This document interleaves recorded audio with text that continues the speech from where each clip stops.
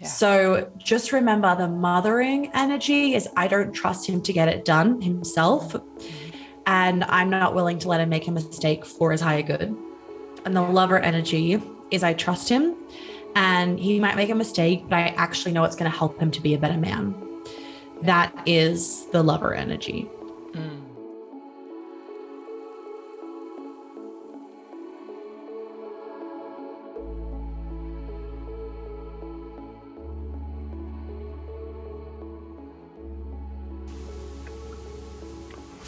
Hi, everybody, and welcome to another episode of the Deeper Podcast. And today I am joined by Monica Yates. And it's not often that I interview a woman on the podcast, so I am so excited to have her today. Monica Yates is let me check my notes, is a trauma healer, a period whisperer, and an embodiment coach for both men and women. And she is on fire. I was just checking her content on Instagram, and she's got some things to say. So I am very excited to have her here. Welcome, Monica. Thank you so much for having me, Sophie. So Monica, for people who haven't heard of you yet, what's kind of your story? What are you building in this world? What is it that you're bringing? Yeah, so my business kind of started because I started helping women get their periods back after my own journey of losing my period, coming off the pill. And kind of long story short, I kind of got a name for myself, or I did get a name for myself, where women have typically gone to every doctor, every naturopath, and tried everything to fall pregnant, get rid of their PCOS or their endo, or get their period back. And they would come to me and I would focus on the feminine energy side of it, the trauma side of, the trauma that we grow up in of being a woman, like we got the bad end of the stick.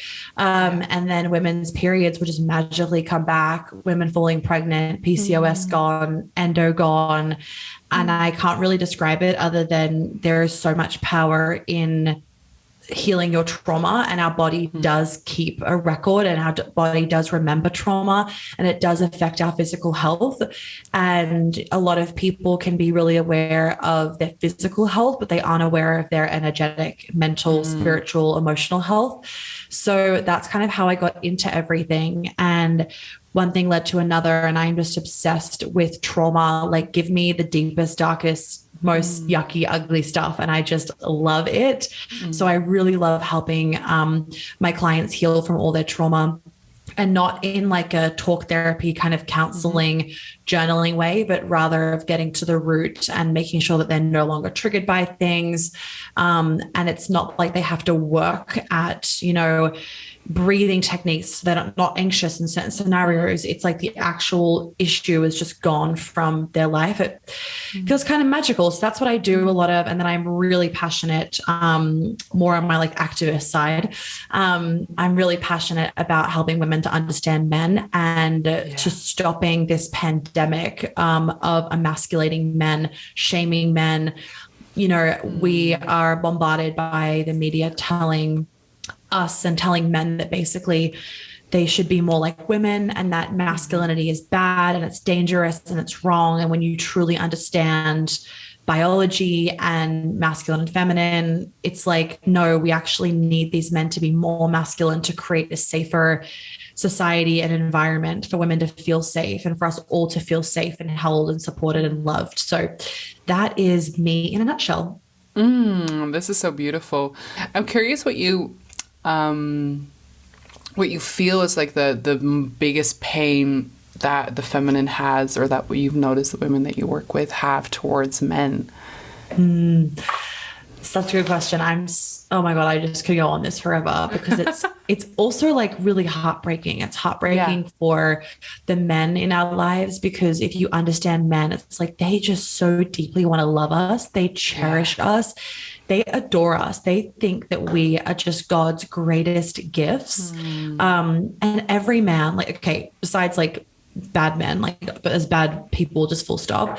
But, this isn't just about the men that do the work, quote unquote. My boyfriend isn't into this world, and he is a good example of just absolutely praises women, no matter who they are, no matter whether it's a stranger. They just think that women are amazing. So in terms of what I have noticed is the greatest pain that the feminine has towards men and the masculine is I would say that we have a lot of anger. Right. And it's anger from not understanding them. Yeah. And it's anger from society constantly making us really, and we don't fully understand it, so we don't dive into it ourselves, which is why, understanding it's a really good thing. We are bombarded by society basically trying to make us women more like men. Right. And it makes us angry because and you probably aren't consciously aware of this, but it makes us angry because we are living not in tune with our desires or in tune with our truth. Right. And then you get angry and it's like, men don't fucking do anything. Men are lazy. He never does this for me. He never plans the dates. He never will. And all this anger gets projected onto men. And I'm like, but you don't let him. Like, you're trying to be the man, right? Like, you're controlling and you are, constantly in this like girl boss mode where you're so head dominant. You don't let him lead and you're wanting to control everything. And when you understand the control aspect, it's like, it's because you don't feel safe to be a woman. You don't feel safe around your femininity. You don't feel safe to let him lead and let go of control because we're bombarded by society being like, men are bad, men are dangerous, men are this. And it creates this like intense conflicting emotion in us because the feminine so deeply wants to be looked after, cherished, loved, saved, right, by the masculine. It's like they want to be our heroes and we want to let them be our heroes and let them be our providers. So we have that one side of us where we feel and it's still there. And then the other side of it is like, but I can't trust them and they don't do anything and I have to do everything myself. And it's literally polar opposite emotions. And it's like really intense, like push and pull that we experience that creates so much pain for us. And I went through this myself, which kind of was one of the reasons that got me on this journey. And I see it with my clients all the time where it's like, I want him to lead. I want him to do all of these things. And at the same time, it's like, I don't trust him and I don't trust men. And what if he leaves? What if he hurts me? And it's so overwhelming to our bodies, which then causes us to be like, I can't deal with this. I'm just going to control everything. Yeah. But at the same time, we're not happy with it. Yeah. So you were talking earlier about like how we kind of emasculate men. And I think this is such an interesting topic because like I also do this work. I'm quite aware of it and it still sneaks in. And so I call it shadow bragging, but I will shadow brag that like one of the sneaky ways that I do is that when I'm at a party or at a dinner party with my beloved, I will kind of slightly make fun of him or kind of joke about him or just be like, oh, but he thinks this, whatever. And it seems so innocent. And actually, I can always see it on his body that was hard to receive. And so can you tell us a little bit more about like this topic of how we maybe very unconsciously that's a really good example. That's a good example because like that's a very subtle way that we do it. And there's really obvious ways that we do it. But like that's a good reminder for us also, like literally little comments like that, like you thinking it's like, oh, it's just banter. It's just fun. It's just joking. It's like, it's actually truth in the joke and he feels that. So he feels like he's not as much of a man for you. So, I mean, some of the more obvious ways that we do it is like not letting a man pay for dinner. Like actually we were in Paris the other day and my blood was boiling because we were sitting next to this couple and they were both British. So especially British culture, it's like men still lead, right? In the European culture, I'm going to put Brits in there too. Very much men are still in their masculine. Australia and America, a little bit different. It's like, I mean, I now live in the South and in the South, it's like, yes, men lead. Like all my boyfriend's friends, it's like they will still like clean up the kitchen, do everything for me. And they're not, I'm not in a relationship with them, like in a romantic relationship, but that's the way that the South operates. But like living in New York, because I was just living there, it's like, oh, that's not a fucking thing in New York. In New York, it's like so quote unquote progressive. And it's just like a completely different, realm that you're in. So we were sitting having this dinner and they're obviously like, maybe they're not boyfriend and girlfriend. I don't know. It was like kind of a weird dynamic because they weren't like super lovey-dovey, but they'd at least like dated a few times. I could tell by their behavior as they were leaving. And he goes to pay the bill and she is like, no, I want to pay half, let you pay half. And like, he's like, he literally, I'm like listening to this and he's like, no, like I want to pay, like I've got this. And she's like, no, like I want to pay half, and just kept going. And then he kind of put his foot down. I was like, no, like I want to pay the bill. Please let me pay the bill. She's like, okay, fine. But at least tell me how much it is. And I'm just sitting there like, oh my God. The reason why I'm sitting here being like, oh my God, is because this poor man just wants to treat the woman that he is dating or in love with or whatever. And she is not receiving it. Instead, she's basically saying that I don't trust you as a man. I don't want you to lead the relationship. I don't want you to look after me. I don't want you to provide for me.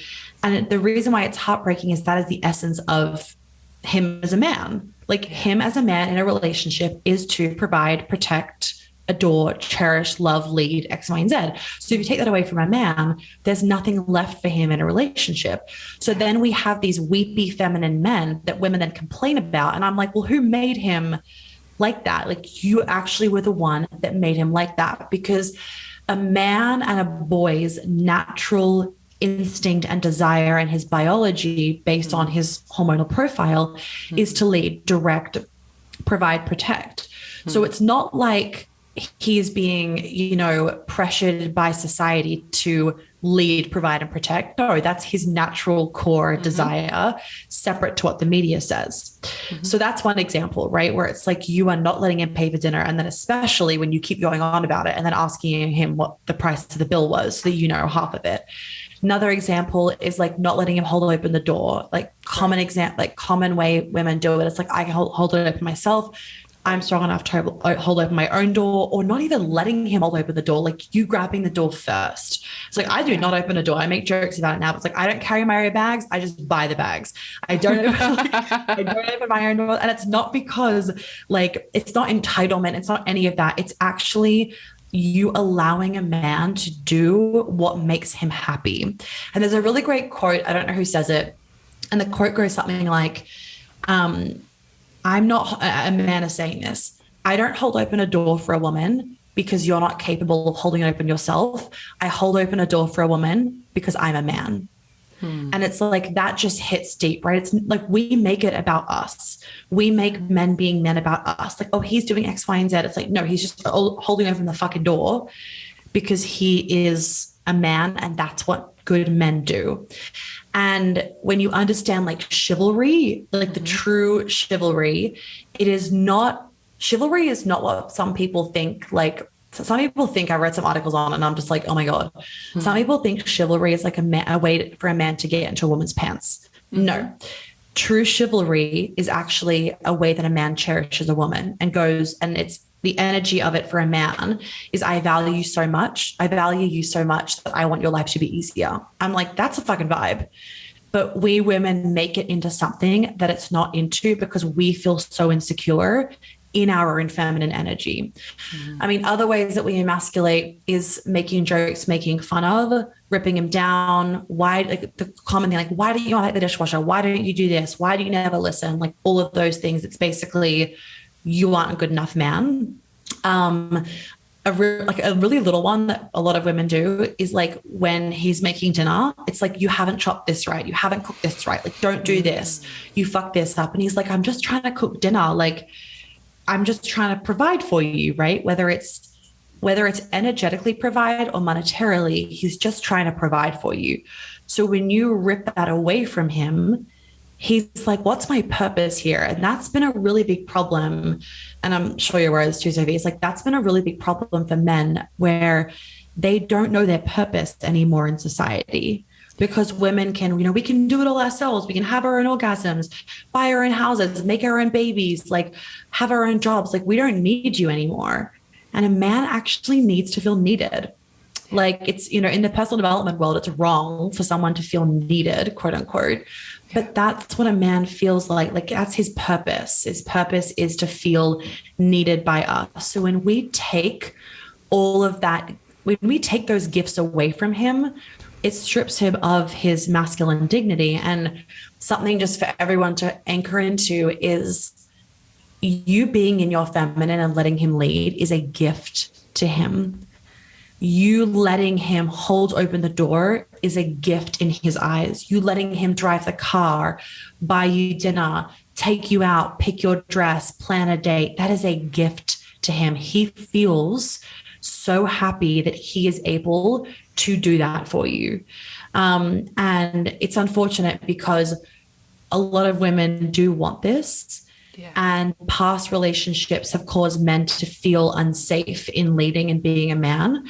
So then these women start dating these men and they're like, he's not leading. Like, how do I make him lead? And it's a very like individual situation, like depending on the person, because if his past relationship was traumatic in the way of he was shamed and shut down and squashed as a man, he's not going to necessarily rise with you.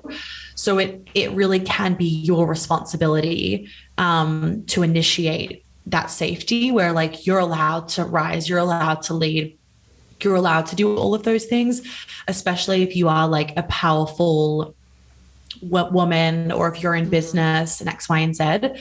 You really have to let him do that. I did that with my boyfriend. He naturally had the desire, right? Naturally, he wants to control and wants to lead. But in the very beginning, I made it very clear to him that that was like hella welcome. And so like, now it's like very sub-dom, outside of the bedroom as well, of just he's always dominating. And it's almost in a funny way of some of the times the things that he says. He's like, I swear to God, you should have lived in the 70s or the 60s. Like you just love some derogatory shit. Just as a little nuance here. So what's the difference between, I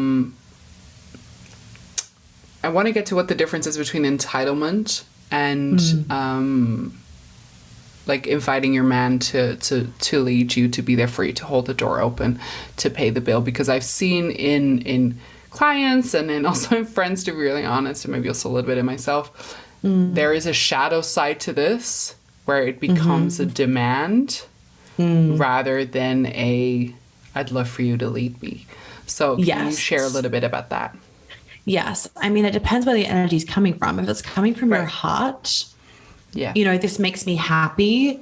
It's a completely different vibe that he picks up on. And like men do pick up on a vibe. We don't give them enough credit, but they have a strong intuition too. Compared to this is what I deserve. This is what you owe me. This is how it works. So in the beginning, as an example, I shared with at the time it wasn't my boyfriend, obviously, but now boyfriend, I shared with him actually my book. So obviously with my job, it's a little bit easier, but I essentially shared that I really like a man to lead and that just so that you have full permission to do that.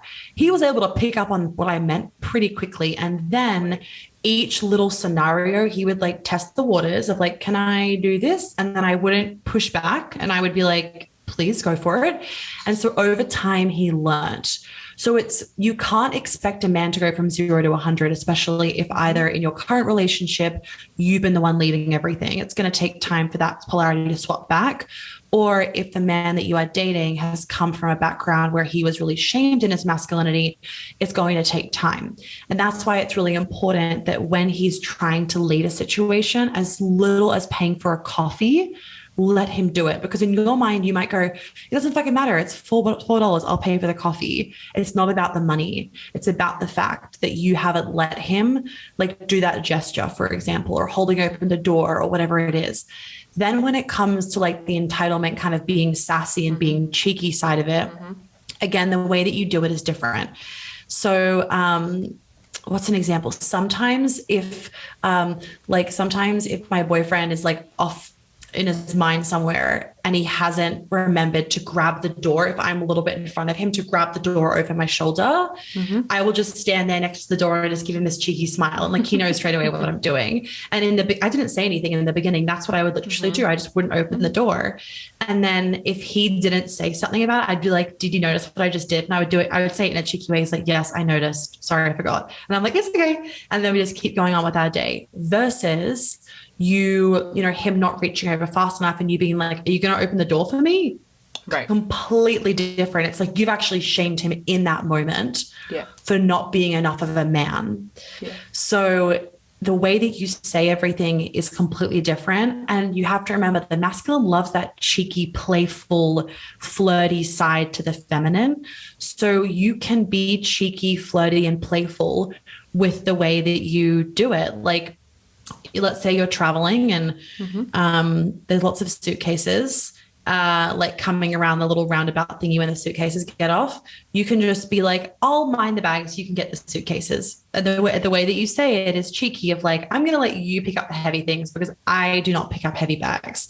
And over time, if you get playful with it, what you'll find is that you and your partner will be really playful with, you know, the way that you engage in like who's doing what. So now, for example, using the suitcase thing, we just got back from our trip. And like, as an example, he ran off to the bathroom and he's like, honey, when the bags come out, don't pick the bags up because like, that's not a woman's job. And he says it not in a condescending way, but in a funny way. And I'm laughing about it. And we do that now because it's this beautiful, funny reminder and this cheeky reminder of like, I get to be the woman and he's the man. And he's not saying it in a way of like, leave the bags, like you can't touch them, like I'm controlling you. It's like, I don't want you to do that. Like, you just chill, like just sit here and like, I'll be back in a second and I'll handle all the bags. Yeah. And it's just a reminder that like a lot of the time in the personal development world, we can make these things, I think, really heavy, and it can actually make it very repelling to engage in deep conversations or engage in these kind of new ways of having a relationship. And so I'm always just like, keep it light, keep it funny, keep it flirty, because if you make something heavy and intense, no one feels safe in that energy. And it's just going to repel you from diving into what you want to dive into. So keep it funny and keep it flirty, because most people in a relationship are meaning well towards each other. So don't like blow something out of proportion. It's kind of interesting because you said the Europeans, but actually the Dutch are, I would say most relationships with between Dutch people, it's kind of that she's wearing the pants and he's a bit deflated, I would almost say, and a bit afraid of her. And it's kind of the nice guy a lot. And so we have a slightly different culture. And here, like, one joke is for every expat that comes to Holland that first date, they always split the bill. Yeah. I'm like, I don't take my wallet with the first date. And it's a thing here. Happening. It's a thing here of like, they will always split the bill. And I've been in those kind of dates. And of course, it didn't feel really nice, right? Because it just felt like two dudes almost, or like two girlfriends hanging out, rather than that there was a polarity that was playing. But I think I'm curious if you're, I'm assuming, or I know you have quite a successful business, and I'm assuming that you might be in a more successful level than your partner at the moment. So how do you navigate that? So yeah, like, to put it bluntly, like I make more money than him is what Sophie's asking. And really good question, because this is like something that a lot of women, they get confused, they get like tripped up about if they're making more money than their man. I am in a relationship where I feel like I am bossed around and submissive in a sexy, healthy way all the time. So even though I make more money, it's like he does everything. So I'm always being led. He'll have like, I'm saying the final say, but not actually. Like, if it was about a money decision, it's my money, I would obviously have the final say. But I want him to have the quote unquote final say, or a large say, because I trust his masculine opinion about it. And I go to him for those sorts of things, you know, like, for example, like moving here, it's like, he's the one leading the house hunt. Like, he's the one organizing mortgage crap. Like, he's the one that's getting my car. Like, he's like, his name is always on all of our hotel reservations. He will always pay with his credit card. Right. So even if like I am paying for like a hotel, for example, he'll actually put it on his credit card, and then he'll go into my bank account later and like take whatever from that, because the trust is so fucking strong. So the energy is that he is the masculine, I am very much the feminine. Right. And we don't let that money thing change that energy at all. I don't let it. I don't hang it over his head. There is no like, I have more control than you, because the thing is, I want him to have the control. So why would I why would I make the money mean that I have more control? That doesn't support me and doesn't support him. So that's not a thing whatsoever. And then also a lot of women feel as though, and I'm not going to say that money doesn't have a sense of being provided for and being protected. Like, it absolutely does. And you can have the energy of feeling provided for and protected by in a different way. So I feel very provided for and very protected by him. Even though I technically make more money, the energy in which he shows up in the relationship, the way that he conducts himself with other people, if he's ever organizing something with my money, the intensity that he will go to ensure that every dime is being used to the correct thing and no one's overcharging or X, Y, and Z. It's like, I wouldn't actually do that. Like, I would just be like, whatever, just pay the thing. And so he is also honoring my money to a level that, like, I probably didn't honor myself. And I always feel, we've had conversations about this as well all the time, not all the time, multiple times, is that God forbid shit hit the fan, it would not be my responsibility to go out and make the money and get a shitty job, quote unquote. If shit hit the fan, if we needed another stream of income, he would go and organize that. Because I had this conversation with him like early on when it was like coming up of like, I felt, and it wasn't a him thing. It wasn't actually what he was doing. It was just like an experience that I was having because I knew that I was making more money.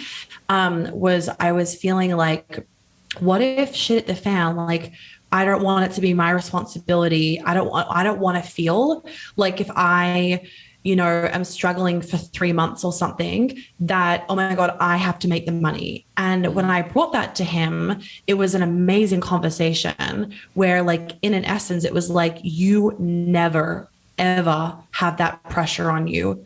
Like, I will never let that pressure be on you. I never want that pressure to be on you. Given the circumstances and the way that your business is run, how it operates, like, yes, you make more money, but you do not have more responsibility to make more money. Right. You do not have the responsibility of being the provider of the family X, Y, and Z. And something that I would suggest for every couple that is in the same dynamic, because it's actually really common. It's really common these days for women to make more money than men. Yeah. And if you make it a thing, it's going to be a fucking thing. We have the most open conversation and open dialogue when it comes to money. There is no stickiness about it.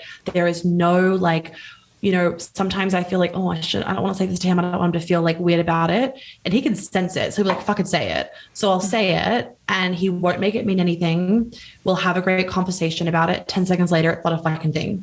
Like, It just gets whizzed through so quickly. And the money dynamic becomes a problem for couples in these situations when you don't talk about it, when you don't express the worries that are coming up, those feminine worries of like, I don't want to be the provider. I don't want to carry the stress.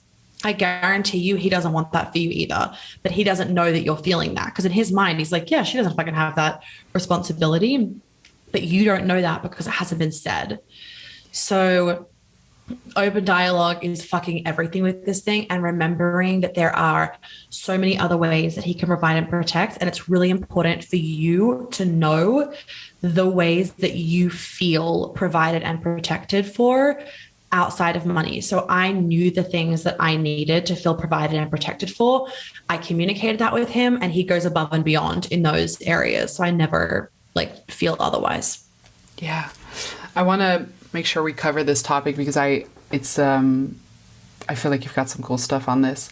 So I saw you were speaking a bit about mothering our men. And I think especially even for me still, it's such a nuanced thing of when we are loving and caring as a woman, right? We can be so loving and caring. And when that turns into mothering of our men. And so I'm going to give you the example because this is the one where I still get tripped up.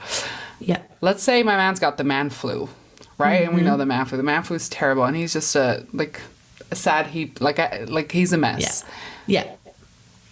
There is a part of me that just wants to go, hey, babe, come put your head on my lap. I'm going to make you some soup. And it feels slightly mothering. And I don't actually know how to, in that situation, how to not fall back into mother energy. Even though I don't necessarily want to bring that to him, even though I'm aware of it very much in a lot of things that I don't bring that. So I'm curious what you've got on mothering energy and what you would do in that situation. Okay, cool. So firstly, the first thing is that man flu, we shit on men about the man flu thing, but it's actually a real thing. So men get sicker when they get the flu because they don't have as much estrogen as we do. Right. So that's why men will often get sicker when they do get sick, is because their testosterone levels and their low estrogen levels. That is also why you will often get sick in your luteal phase for your period over ovulation phase, because your estrogen levels are lower. So our estrogen is what helps our immune system, and we don't feel as sick when we get sick when we have estrogen in our body.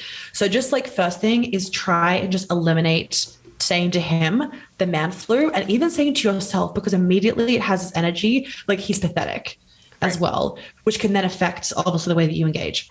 So the thing to understand about mothering versus loving and caring and looking after is mothering has the energy of, I don't trust you to do it yourself.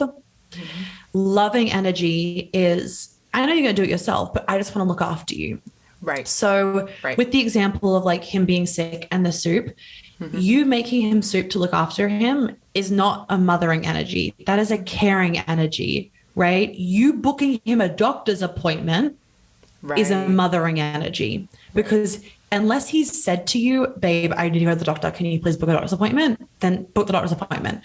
But if you've said to him, you're sick, you need to go to the doctor, what you're saying is, I don't trust you to tell me when you're to the sick to the point where you need to go to the doctor.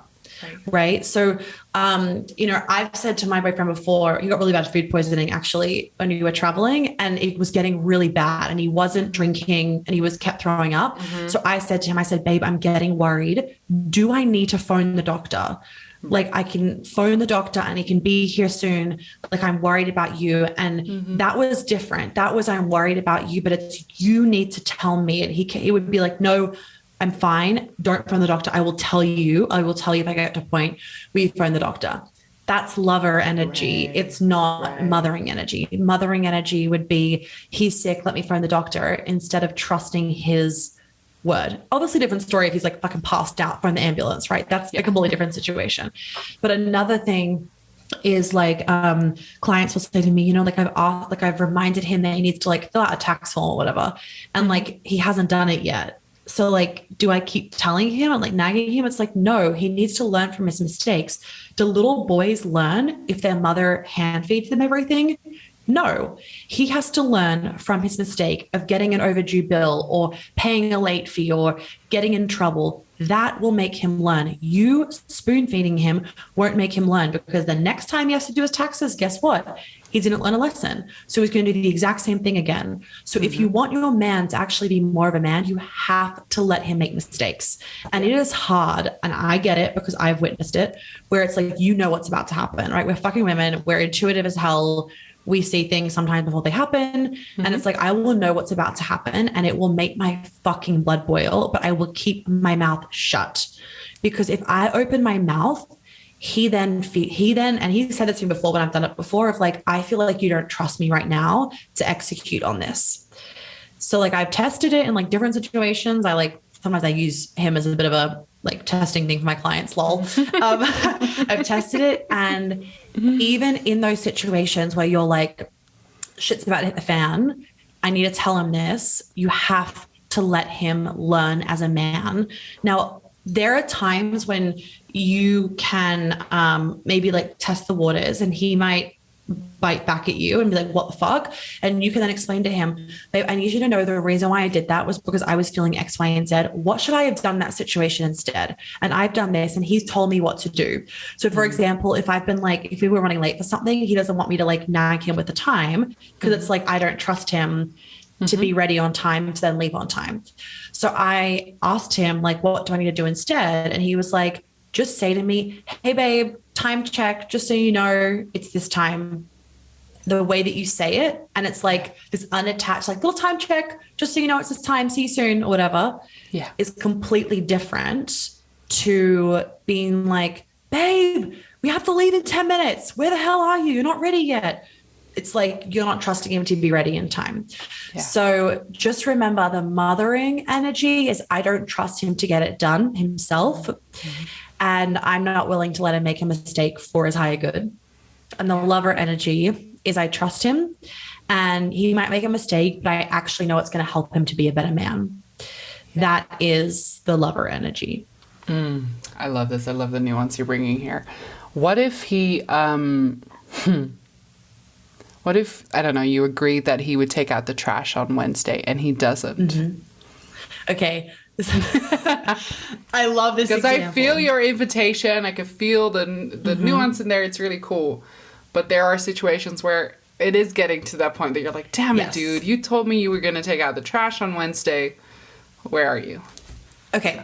So, and like in this situation, it's like, then the garbage guys come and you have to wait a whole other week. So it's not just like, oh, we can do it tomorrow. So for this example, firstly, number one, have you, and this is like, as women, I'm pretty sure touching the trash, taking the trash out is the most disgusting job on the planet. Don't want to do it. I will literally have my bin overflowing because I do not want to touch that shit. Yep. And I've explained this to them before and they just think it's the most hilarious thing. They're like, why? Yeah. Every woman across the board is like this and every man is like, it's just the rubbish. I don't get it. So they don't understand how repulsive it is to us to do it. So what's really important is a man also won't do something if he doesn't deem it as important in his mind, because how men's brains work is they work in terms of like importance.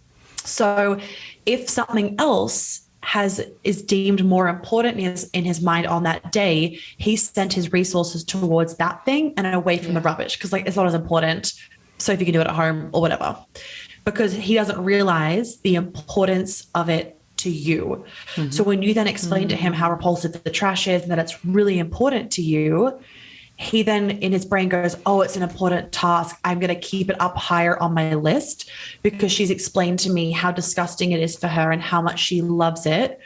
Like I get turned on when like he takes the trash out. I'm like, fucking thank you. Like I like him doing that. And by explaining that to him, he has realized the importance of it. So I never have to explain it to him again because it's important in his mind. So if there's other things that he slipped up on before, my question is, does he realize how important it is to you? Because if it's not that important and if there's other things in his mind that are deemed as more important, he's going to prioritize those things. And then of course, if the trash is missed, you can then say to him like, hey babe, you missed taking the bins out tonight. And like, I know it might seem small to you, but I really hate touching the bin. And you can almost laugh a little bit. I really hate touching the bin. It's just like the worst job in the world. And I know it's a really small thing and you might have thought I can just take it out, but for future, please, I want you to know how important it is to me and how much I appreciate when you do that small task, because it is honestly the most repulsive thing in the world to me to do, and I will avoid it at all costs. And when he then realizes that, he's also going to feel like a man when he takes the bin out for you, because he's like saved you from the most repulsive task in the world. I love the way you look at things in this very practical, real life sense. So I have more questions for you. What if he's really a couch potato? Okay, if he is a so what if he has very little energy, not a lot of passion, not very engaged, kind of deflated, tired from work, goes on the couch, switch on the TV, and there's no connection? Okay, so I'm going to do two different examples. One, if he's a couch potato kind of dude and you're an ambitious woman, you're with the wrong kind of guy. Right. You're always going to feel resentful. The energy isn't matching, right? That doesn't mean that like sometimes he can't be a couch potato or that you can't sometimes be. It's like the energy isn't matching. You don't have the same zest for life. So therefore not a match, right? Let's say the other situation is he's come home from work, flicked on the TV, laid on the sofa. Okay. Right. Men do this with like their PlayStation. They'll go and play PlayStation or whatever for like 20 minutes or whatever. And women are like, what the fuck? When you come home from a busy day, do you lay on the sofa or sit in the car for 20 minutes and scroll Instagram? Yes. It's the exact same thing. Right. It's the exact same thing, but just a different like mechanism. So they flick on the TV or play PlayStation, and we text friends, scroll Instagram, or look at Pinterest. Our brains want something that it's going to help us to relax and turn off, and we can just numb out for a second because we're exhausted. We just do it a different way to men. Right. Men also need, because they are very, they are in one place at one time. They are very focused. And when their energy is on something, their energy is fucking on something. Whereas we will have like 50 tabs open in Chrome. Our energy is everywhere and we're scattered. That's just how our brains can work. It's very different. So when he's been at work all day, he's been so focused and he's drained. He comes home, he actually needs transition time to go from being in the office to being your partner.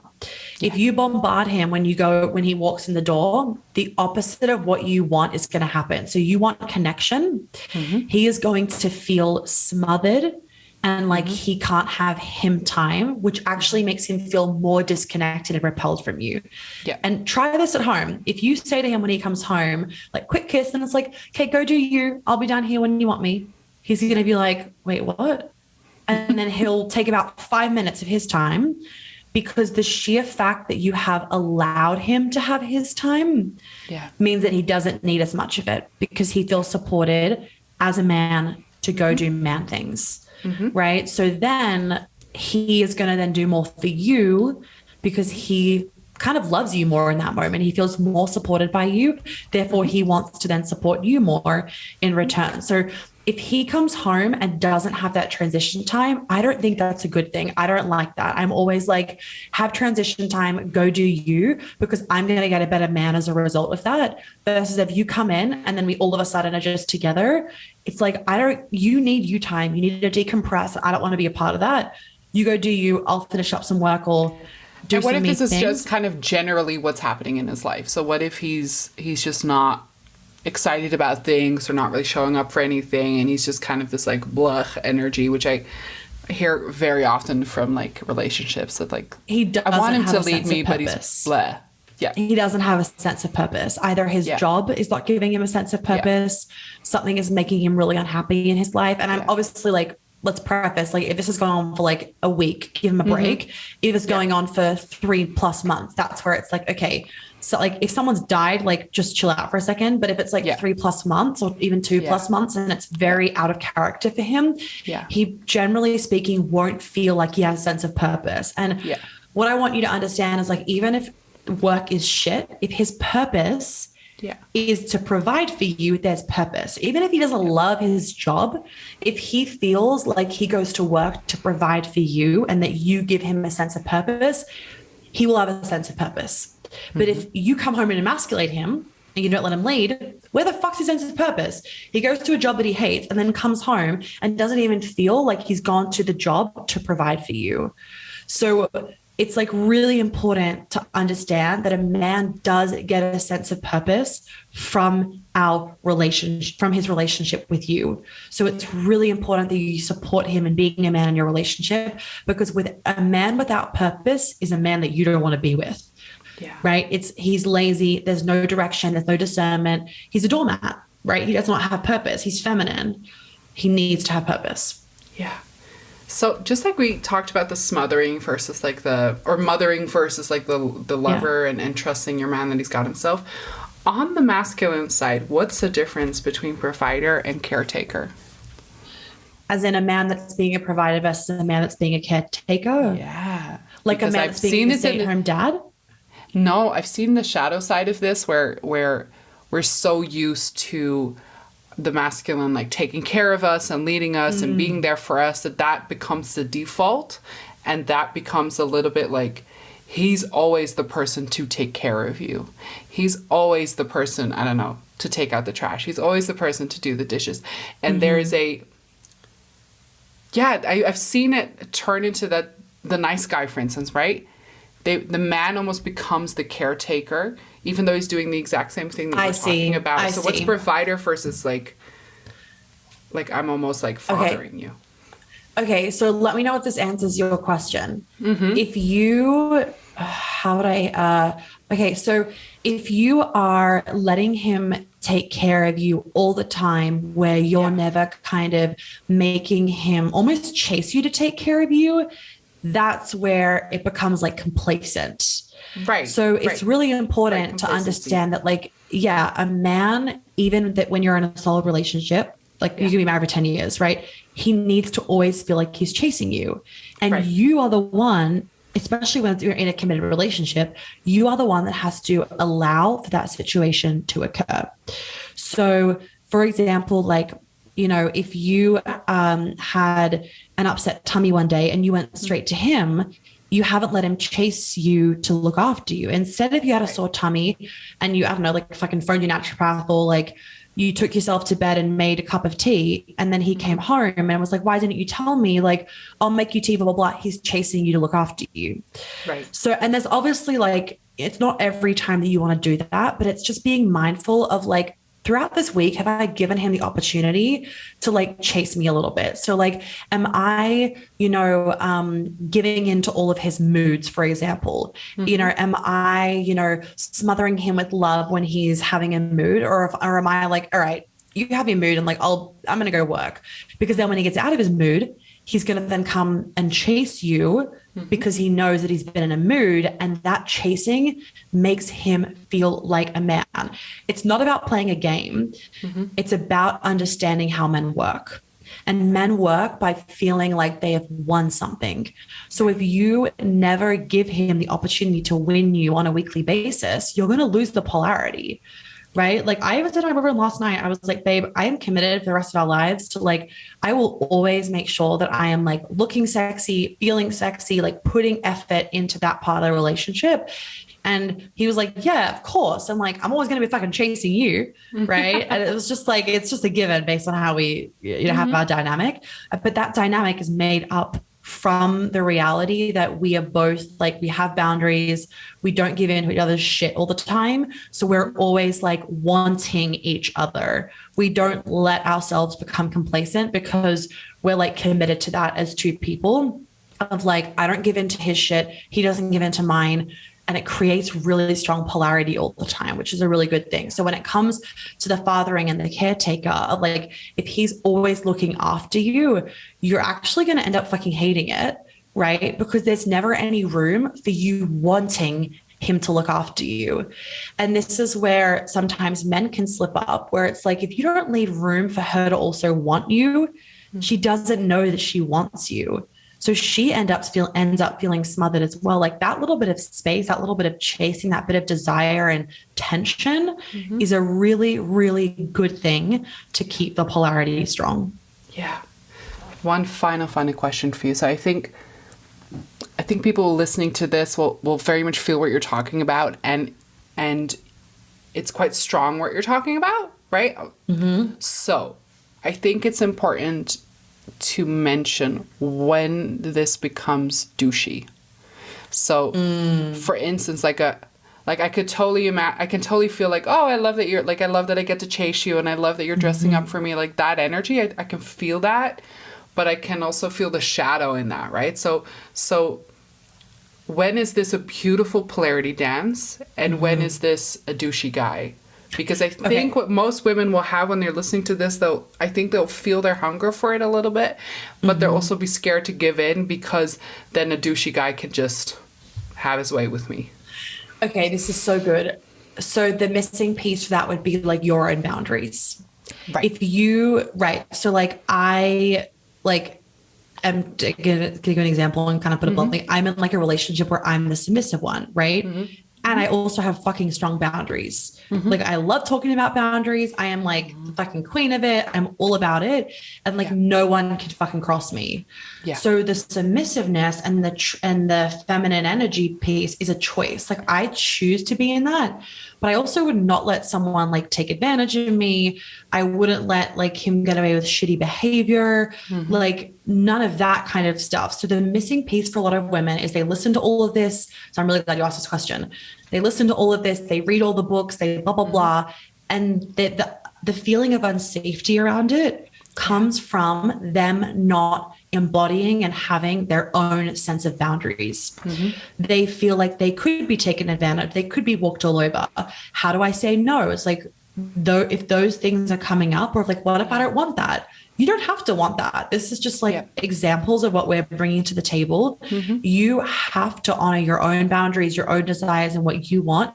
And I will say that it's also like an evolution, right? It might start off small for you, and the safer that you get in your own sense of self, in your own boundaries, the stronger that it will get over time. If you don't allow yourself to draw boundaries, you don't allow yourself to say no, and you don't allow yourself your own time, your own independence, your own sense of safety as well, that's when it can be like you'll be afraid of a guy being douchey and X, Y, and Z. I am not here for douchey guys. And if you have boundaries, if there was douchey behavior in the beginning, it would be like, okay, bye.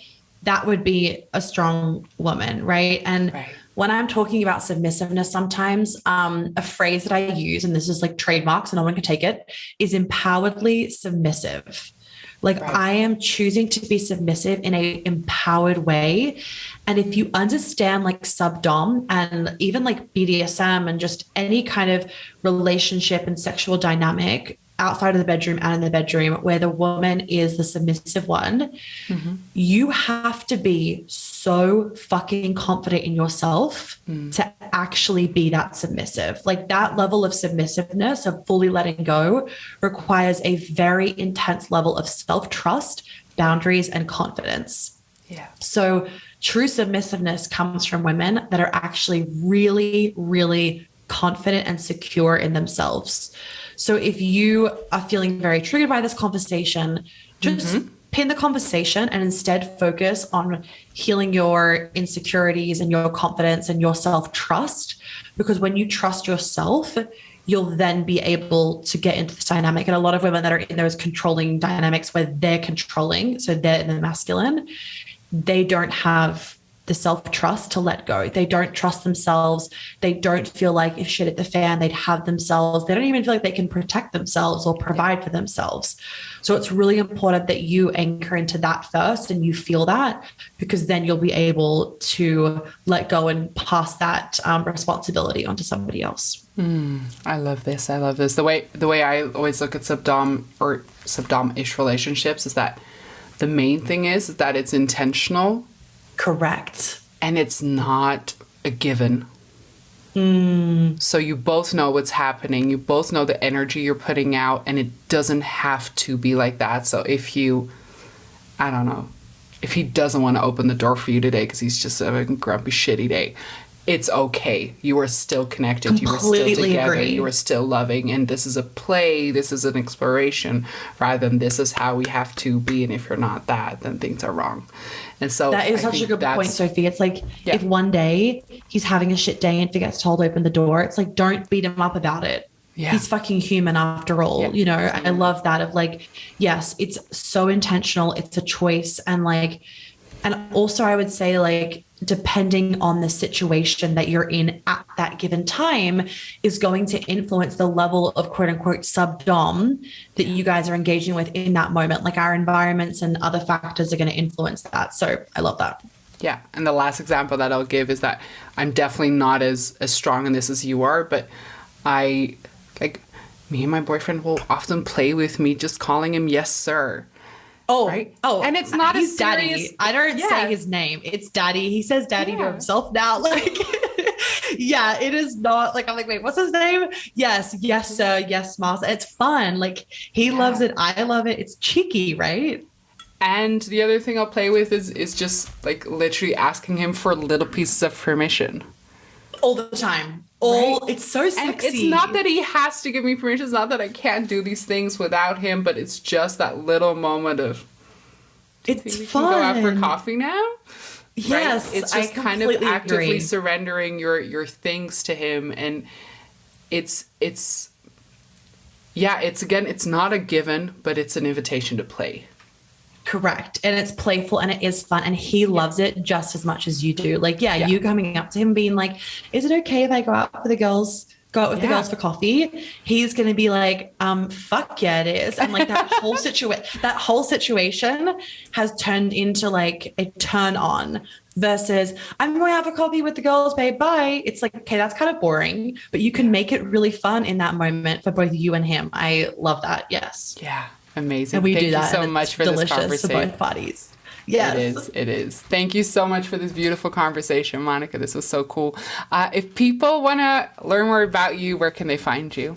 Instagram and my podcast is the best place. Feminine as Fuck is the podcast. Instagram is Monica Yates Health. Everything that they need is there. I love that. Thank you so much for being here, Monica. Thank you, Sophie, for having me. It was so juicy.